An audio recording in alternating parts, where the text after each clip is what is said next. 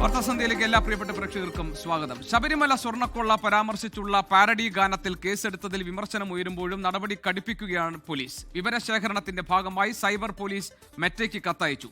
പരാതിക്കാരന്റെ മൊഴി രേഖപ്പെടുത്തിയ ശേഷം പ്രതികളെ ചോദ്യം ചെയ്യും.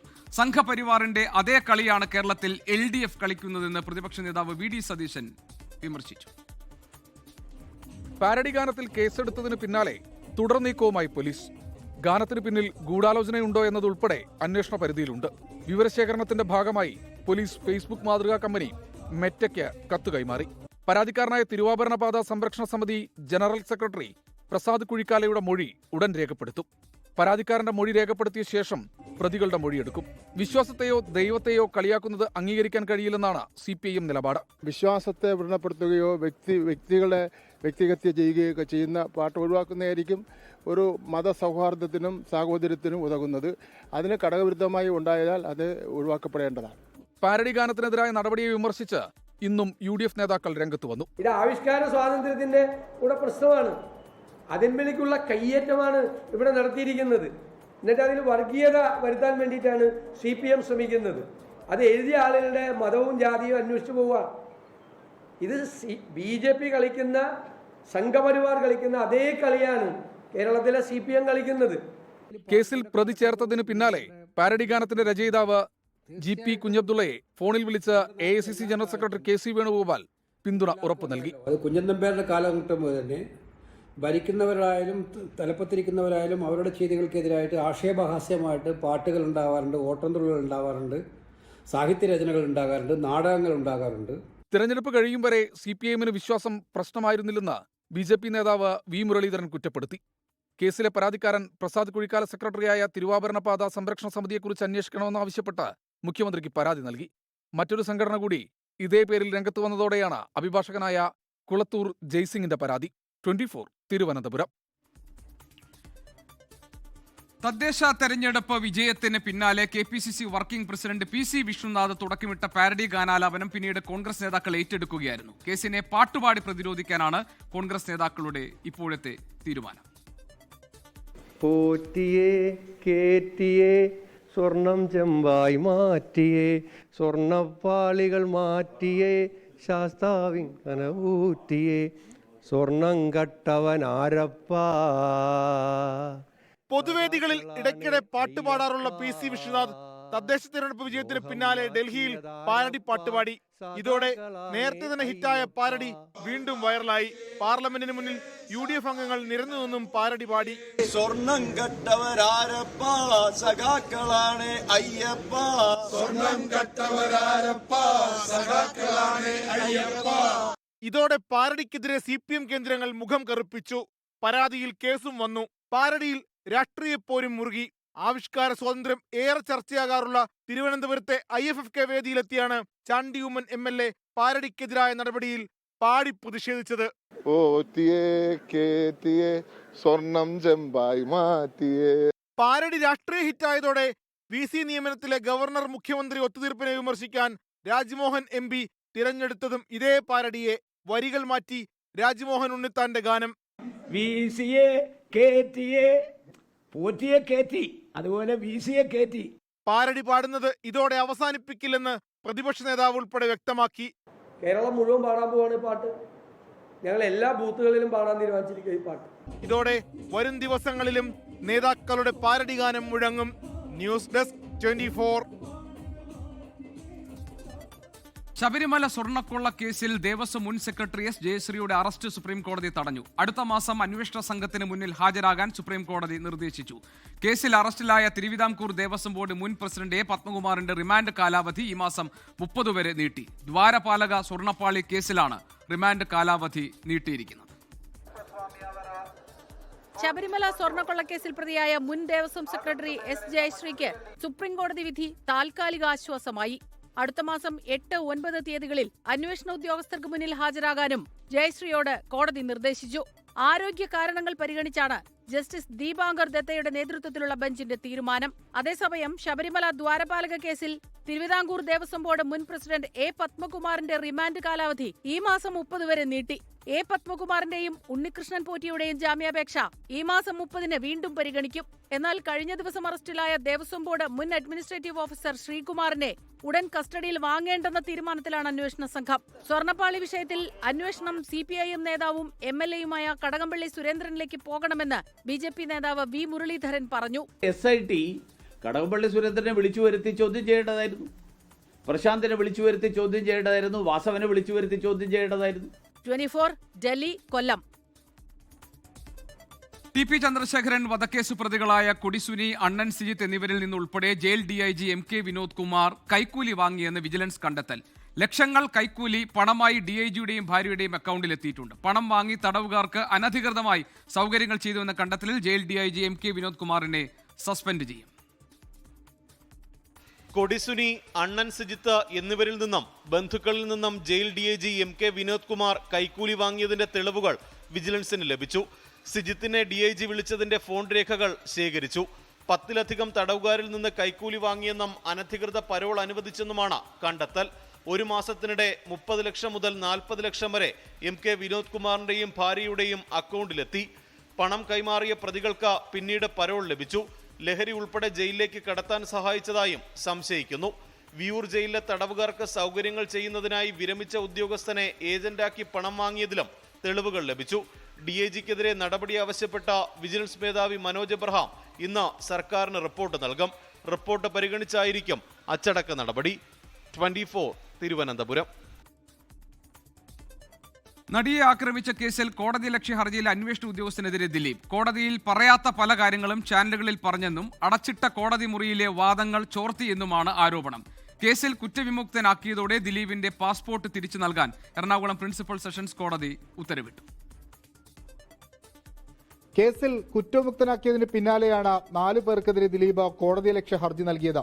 ഇതിൽ അന്വേഷണ ഉദ്യോഗസ്ഥനെതിരെ ഗുരുതരമായ ആരോപണങ്ങളാണ് ഉന്നയിക്കുന്നത്. അടച്ചിട്ട കോടതി മുറിയിലെ വാദങ്ങൾ ചോർത്തി നൽകിയെന്നുള്ളതാണ് പ്രധാന ആരോപണം. കേസിലെ പ്രധാന സാക്ഷി ബാലചന്ദ്രകുമാർ പോലീസിന് മൊഴി നൽകുന്നതിന് മുൻപ് ചാനലിൽ ഇന്റർവ്യൂ നൽകി. ഇത്തരമൊരു സാക്ഷിയുണ്ടെങ്കിൽ ആദ്യം കോടതിയെ അറിയിക്കുകയായിരുന്നു വേണ്ടതെന്നും ദിലീപ് ഉന്നയിച്ചു. കോടതിയലക്ഷ്യ ഹർജികൾ ജനുവരി 12-ന് പരിഗണിക്കാൻ മാറ്റി. ഇതിനിടെ ദിലീപിന്റെ പാസ്പോർട്ട് കോടതി വിട്ടു നൽകി. കുറ്റവിമുക്തനാക്കപ്പെട്ടതോടെ ജാമ്യ ബോണ്ടുകൾ അവസാനിച്ച സാഹചര്യത്തിലാണ് നടപടി. പുതിയ സിനിമയുടെ പ്രൊമോഷനു വേണ്ടി വിദേശത്തേക്ക് പോകാനാണ് ദിലീപ് പാസ്പോർട്ട് ആവശ്യപ്പെട്ടത്. വിഷ്ണു സുരേഷ്, 24, കൊച്ചി. നടിയെ ആക്രമിച്ച കേസിൽ അതിജീവിതയ്ക്കെതിരായ സൈബർ ആക്രമണത്തിൽ കർശന നടപടിയുമായി പോലീസ്. അതിജീവിതയുടെ പേര് വെളിപ്പെടുത്തിയുള്ള വീഡിയോയിൽ നടിയെ ആക്രമിച്ച കേസിലെ 2ാം പ്രതി മാർട്ടിൻ ആന്റണിക്കെതിരെ ജാമ്യമില്ലാ വകുപ്പ് പ്രകാരം പോലീസ് കേസെടുത്തു. തൃശൂർ സൈബർ പോലീസ് രജിസ്റ്റർ ചെയ്ത കേസിന്റെ അന്വേഷണം ജില്ലാ ക്രൈംബ്രാഞ്ചിന് കൈമാറി. ദൃശ്യങ്ങൾ പ്രചരിപ്പിച്ചതിൽ ഗൂഢാലോചനയുണ്ടോ എന്ന് അന്വേഷിക്കുമെന്ന് പോലീസ് വ്യക്തമാക്കി. നടിയെ ആക്രമിച്ച കേസിൽ അതിജീവിതയ്ക്കെതിരെ തുടർച്ചയായുള്ള അപവാദ പ്രചാരണത്തിൽ കർശന നടപടിയുമായി മുന്നോട്ടു പോകാനാണ് സർക്കാർ തീരുമാനം. സൈബർ ആക്രമണങ്ങളിൽ കഴിഞ്ഞ ദിവസം നേരിട്ട് അതിജീവിത മുഖ്യമന്ത്രിയെ കണ്ടു നൽകിയ പരാതിയുടെ അടിസ്ഥാനത്തിലാണ് അതിവേഗ നടപടി. സാമൂഹ്യ മാധ്യമങ്ങളിലൂടെ അപകീർത്തി പരാമർശങ്ങൾ അടങ്ങുന്ന വീഡിയോ പ്രചരിപ്പിച്ച നടിയെ ആക്രമിച്ച കേസിലെ 2ാം പ്രതി മാർട്ടിൻ അടക്കമുള്ളവർക്കെതിരെ ജാമ്യമില്ലാ കുറ്റം ചുമത്തി കേസെടുത്തു. ഇൻവെസ്റ്റിഗേഷന് ഒരു സ്പെഷ്യൽ സംഘത്തെ നമ്മൾ നിയമിച്ചിട്ട് ഒരു ഇംപാർഷ്യലും പ്രോപ്പർ ഇൻവെസ്റ്റിഗേഷൻ നടക്കാൻ പോവാണ്. ഇതിൻ്റെ അകത്ത് ഈ വീഡിയോ പ്രൊഡ്യൂസ് ചെയ്ത ആൾക്കാർക്ക്, വീഡിയോ ഷൂട്ട് ചെയ്ത ആൾക്കാർക്ക്, അതിൻ്റെ കൂടെ തന്നെ അതിൻ്റെ സർക്കുലേഷനും ഡിസ്ട്രിബ്യൂഷൻ ചെയ്ത ആൾക്കാർക്ക് ആർക്കാണ് അതെല്ലാം നോക്കിയിട്ട് അത് ബന്ധപ്പെട്ട് നമുക്ക് കൃത്യമായിട്ട് ലീഗൽ നടപടികൾ എടുക്കാൻ പോവാണ്.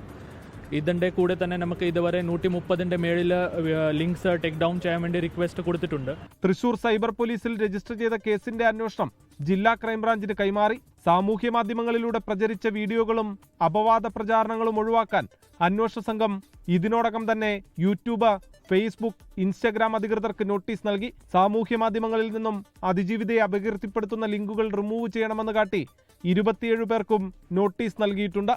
24 തൃശൂർ. മുഖ്യമന്ത്രിയും ഗവർണറും തമ്മിലുണ്ടാക്കിയ ധാരണ പ്രകാരം എല്ലാ സർവകലാശാലകളിലും സ്ഥിരം VC നിയമനവുമായി സർക്കാർ മുന്നോട്ട്. ഗവർണർ രൂപീകരിക്കുന്ന സെർച്ച് കമ്മിറ്റിയിലേക്ക് പ്രതിനിധികളെ നൽകാൻ സർവകലാശാലകൾക്ക് ഉന്നത വിദ്യാഭ്യാസ വകുപ്പ് നിർദ്ദേശം നൽകി. കാലിക്കറ്റ് വൈസ് ചാൻസലർ നിയമനത്തിൽ സെർച്ച് കമ്മിറ്റി പ്രതിനിധിയായി ഡോക്ടർ രാംകുമാറിനെ സർവകലാശാല സെനറ്റ് തീരുമാനിച്ചു. ഡിജിറ്റൽ സാങ്കേതിക സർവകലാശാലകളിലെ വൈസ് ചാൻസലർ നിയമനത്തിൽ മുഖ്യമന്ത്രിയും ഗവർണറും സമവായത്തിലെത്തിയതോടെയാണ് മറ്റ് സർവകലാശാലകളിലും സ്ഥിരം VC നിയമനത്തിന് സാധ്യത തെളിഞ്ഞത്. ആദ്യ നിയമനം കാലിക്കറ്റ് സർവകലാശാലയിൽ നടക്കും. ടാറ്റ ഇൻസ്റ്റിറ്റ്യൂട്ട് ഓഫ് സോഷ്യൽ സയൻസിലെ ഡോക്ടർ രാംകുമാറിനെ സെനറ്റ് പ്രതിനിധിയായി യോഗം തെരഞ്ഞെടുത്തു. സർക്കാർ നിർദ്ദേശം കൂടി അംഗീകരിച്ചാണ് പ്രതിനിധിയെ നൽകുന്നത്. സർക്കാരിനും ഗവർണർക്കും താൽപ്പര്യമുള്ളവരെ പരസ്പര ധാരണയാൽ വിവിധ സർവകലാശാലകളിൽ VC-മാരായി നിയമിക്കും. ലോക്ഭവൻ നിയമിച്ച ഡിജിറ്റൽ സാങ്കേതിക സർവകലാശാലകളിലെ വൈസ് ചാൻസലർമാരുമായി സർക്കാർ സഹകരിച്ച് മുന്നോട്ട് പോകും.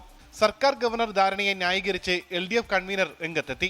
ഭരണപരമായ നടപടിയുടെ പ്രശ്നമായതുകൊണ്ട് അത് ആ അർത്ഥത്തിലുള്ള ചില നിലപാടുകൾ ചില സമയത്ത് എടുക്കേണ്ടി, ഇത് ഒരു ദിവസം പോലും നീട്ടിവെക്കാൻ കഴിയാത്ത ചില സാഹചര്യങ്ങളൊക്കെ ചില പ്രശ്നങ്ങളിൽ വരും. രൂക്ഷമായ പരിഹാസമാണ് കാസർഗോഡ് MP രാജ്മോഹൻ ഉണ്ണിത്താൻ നടത്തിയത്.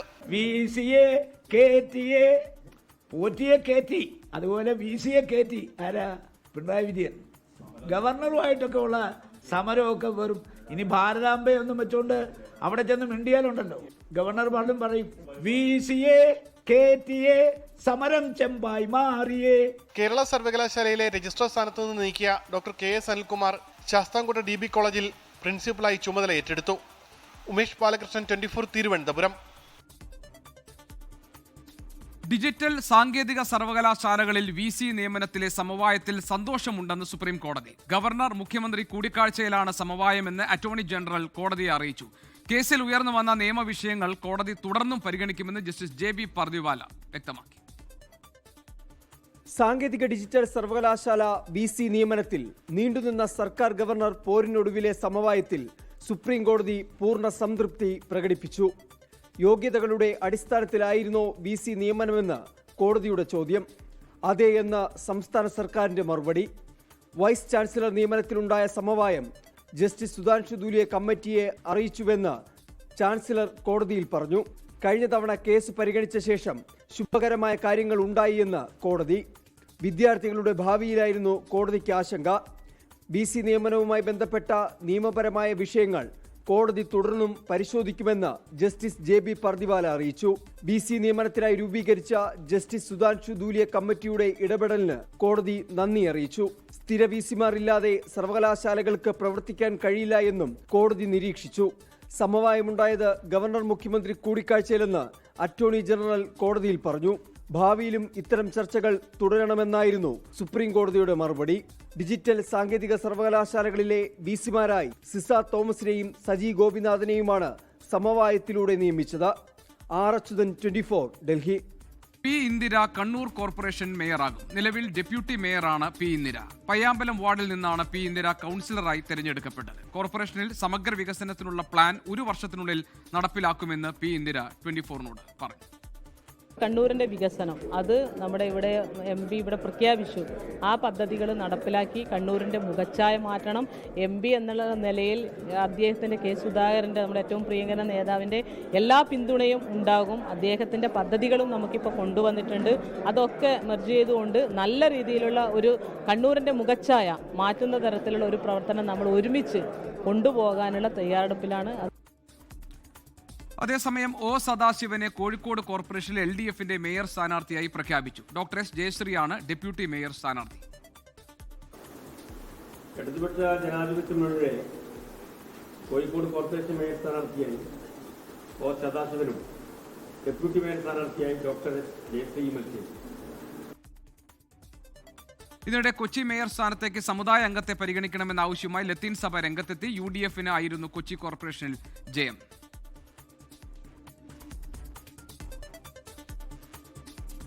പാലക്കാട് ധോണിയിൽ കാർ കത്തി ഒരാൾ മരിച്ചു. 4 മണിയോടെയാണ് കാർ കത്തിയത്. അതിന്റെ ഐഷത്തുൽ ഷംന വിവരങ്ങളുമായി പാലക്കാട്ട് നിന്നുണ്ട്. ഷംന, എന്താണ് വിശദാംശങ്ങൾ? പറയൂ. JK, ഇന്ന് വൈകിട്ട് 4 മണിയോട് കൂടിയാണ് ഈ ഒരു അപകടം ഉണ്ടാകുന്നത്. നമ്മളിപ്പോൾ നിൽക്കുന്നത് ധോണി മുണ്ടൂർ പാതയിലാണ്. ഇവിടെയാണ് അരിമണി എന്ന പ്രദേശത്ത് ഒരു ഈ സമീപത്തൊന്നും തൊട്ടടുത്ത സമീപത്തൊന്നും ജനവാസ മേഖലയല്ല, ഒരു ഒഴിഞ്ഞ പാടമുള്ള ഒരു പ്രദേശമാണ്. ഇവിടെയാണ് ഈ കാർ കത്തുന്നത് നാട്ടുകാരുടെ ശ്രദ്ധയിൽപ്പെടുന്നത്. തുടർന്ന് വേഗം തന്നെ ഫയർഫോഴ്സിനെയും മറ്റും വിവരം അറിയിച്ചു. ഉടൻ തന്നെ ഈ തീ അണയ്ക്കുന്ന ഒരു ശ്രമം ഉണ്ടായെങ്കിൽ കൂടി കാർ പൂർണ്ണമായും കത്തി നശിക്കുകയായിരുന്നു. ഇപ്പോൾ അതിൻ്റെ കൂടുതൽ വിവരങ്ങൾ പുറത്തു വരുന്നുണ്ട്. അതായത് ഈ കാറ് പാലക്കാട് സ്വദേശിയായ പോൾ ജോസഫിൻ്റെതാണ് എന്നാണ് വിവരം. ഈ കാറിൽ ഉണ്ടായിരുന്നത്, അതായത് ഈ മൃതദേഹം ഇയാളുടെ തന്നെ, കാർ ഉടമയുടേത് തന്നെ എന്നൊരു നിഗമനത്തിലാണ് ഇപ്പോൾ പോലീസ് ഉള്ളത്. പക്ഷേ അത്തരം കാര്യങ്ങളൊക്കെ ഇനി സ്ഥിരീകരിക്കേണ്ടതുണ്ട്. ഒപ്പം തന്നെ കാറിൽ ഈ ഫുൾ ടാങ്ക് പെട്രോളിന് പുറമെ 9 ലിറ്ററുള്ള 2 കന്നാസുകളിലായും പെട്രോൾ ഉണ്ടായിരുന്നു എന്ന് കൂടി ഇപ്പോൾ ഈ അന്വേഷണ സംഘം കണ്ടെത്തിയിട്ടുണ്ട്. ഇതൊരു ആത്മഹത്യയായിരുന്നു എന്ന തരത്തിലുള്ള അത്തരം വിവരങ്ങളാണ് ഇപ്പോൾ പ്രാഥമിക ഘട്ടത്തിൽ പുറത്തു വരുന്നത്. എന്തായാലും അത്തരം കാര്യങ്ങളൊക്കെ സ്ഥിരീകരിക്കേണ്ടതുണ്ട്. ഇന്ന് വൈകിട്ട് 4 മണിയോടുകൂടിയാണ്. ശരി, ഐഷത്തുൽ ഷംനയാണ് വിവരങ്ങൾ നൽകിയത് പാലക്കാട്ട് നിന്ന്. കടുത്ത പ്രതിപക്ഷ പ്രതിഷേധത്തിനിടെ VBG റാംജി ബിൽ ലോക്സഭ പാസാക്കി. ബില്ലിലെ ചർച്ചയിൽ കേന്ദ്ര കൃഷിമന്ത്രി ശിവരാജ് സിംഗ് ചൌഹാൻ മറുപടി പറയുന്നതിനിടെ പ്രതിപക്ഷാംഗങ്ങൾ സഭയുടെ നടുത്തളത്തിലിറങ്ങി മുദ്രാവാക്യം മുഴക്കി. ബില്ലിന്റെ പകർപ്പ് അംഗങ്ങൾ കീറിയെറിഞ്ഞു. ബില്ല് ഇന്ന് രാജ്യസഭ ചർച്ച ചെയ്യും. VBG റാംജി ബില്ല് സ്റ്റാൻഡിംഗ് കമ്മിറ്റിക്കോ സംയുക്ത പാർലമെന്ററി സമിതിക്കോ വിടണമെന്ന പ്രതിപക്ഷ ആവശ്യം അവഗണിച്ച് രാഷ്ട്രീയ തീരുമാനമാണെന്ന് വ്യക്തമാക്കിയാണ് ലോക്സഭാ നടപടികൾ മുന്നോട്ടുപോയത്. ബില്ല് പാസാക്കാൻ അനുവദിക്കില്ലെന്നായിരുന്നു പ്രതിപക്ഷ നിലപാട്. എന്നാൽ ശബ്ദവോട്ടോടെ ബിൽ പാസാക്കി.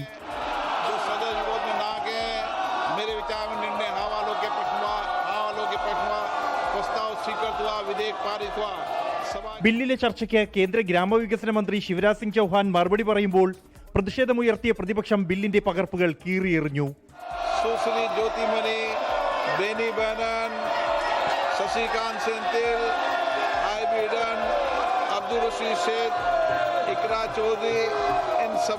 നടുത്തളത്തിലിറങ്ങി മഹാത്മാഗാന്ധിയുടെ ചിത്രങ്ങൾ ഉയർത്തിക്കാട്ടിയായിരുന്നു പ്രതിപക്ഷ പ്രതിഷേധം. ബില്ലിന്റെ പേരിനെയും ഉള്ളടക്കത്തെയും ഇന്ന് പുലർച്ചെ വരെ നീണ്ട ചർച്ചയിൽ പ്രതിപക്ഷം ശക്തമായി എതിർത്തു. ഗാന്ധിജിയുടെ സ്വപ്നങ്ങൾ സാക്ഷാത്കരിക്കാനാണ് ബില്ല് കൊണ്ടുവരുന്നതെന്ന് മന്ത്രിയുടെ മറുപടി. भारतीय जनता पार्टी ने अपनी पंचनिष्ठाओं में गांधी जी के सामाजिक आर्थिक दर्शन को स्थान दिया है. हम गांधी जी के आदर्शों पर चलने वाले हैं. രാജ്യസഭ കൂടി അംഗീകരിക്കുന്നതോടെ ബില്ലിൽ നടപടിക്രമങ്ങൾ പൂർത്തിയാകും. അതേസമയം ബില്ലിനെതിരെ സഭയ്ക്ക് പുറത്തും പ്രതിഷേധം തുടരാനാണ് പ്രതിപക്ഷത്തിന്റെ തീരുമാനം. 24 ഡൽഹി.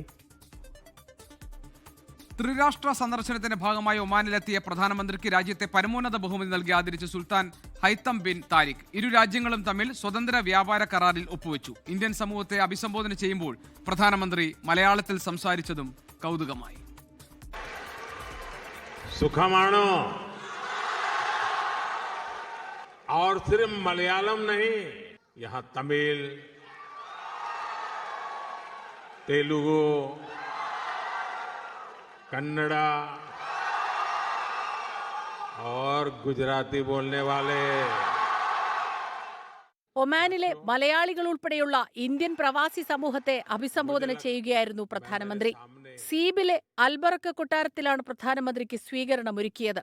രാജ്യത്തെ പരമോന്നത സിവിലിയൻ ബഹുമതി ഒമാൻ ഭരണാധികാരി സുൽത്താൻ ഹൈത്തം ബിൻ താരിഖ് പ്രധാനമന്ത്രിക്ക് സമ്മാനിച്ചു. ഇരു രാജ്യങ്ങളും തമ്മിലുള്ള സ്വതന്ത്ര വ്യാപാര കരാറിൽ നേതാക്കൾ ഒപ്പുവെച്ചു. 2 പതിറ്റാണ്ടിനിടെ ഒമാൻ മറ്റൊരു രാജ്യവുമായി ഒപ്പിടുന്ന ആദ്യ സ്വതന്ത്ര വ്യാപാര കരാറാണിത്. ഇന്ത്യയും ഒമാനും തമ്മിലുള്ള ബന്ധം കൂടുതൽ ശക്തിപ്പെടുത്തുമെന്ന് പ്രധാനമന്ത്രി നരേന്ദ്രമോദി പറഞ്ഞു. मुझे 7 वर्ष बाद ओमान आने का सौभाग्य मिला है और आज आप सभी के साथ बातचीत करने का अवसर मिल रहा है. ഇരു രാജ്യങ്ങളുമായുള്ള വ്യാപാര സാമ്പത്തിക ബന്ധം ദൃഢമാക്കുമെന്നും പ്രധാനമന്ത്രി. ഇന്ത്യയും ഒമാനും തമ്മിലുള്ള നയതന്ത്ര ബന്ധത്തിന്റെ 70ാം വാർഷികം ആഘോഷിക്കുന്ന വേളയിലാണ് പ്രധാനമന്ത്രിയുടെ ഒമാൻ സന്ദർശനം. News desk 24. ലോകത്തെവിടെയായാലും ഏത് സമയത്തും 24 വാർത്തകളും ഓഗ്മെന്റഡ് റിയാലിറ്റി പാക്കേജുകളും എക്സ്പ്ലെയിനറുകളും വിശദമായി കാണാൻ ഞങ്ങളുടെ യൂട്യൂബ് ചാനൽ നിങ്ങൾക്ക് സബ്സ്ക്രൈബ് ചെയ്യാം.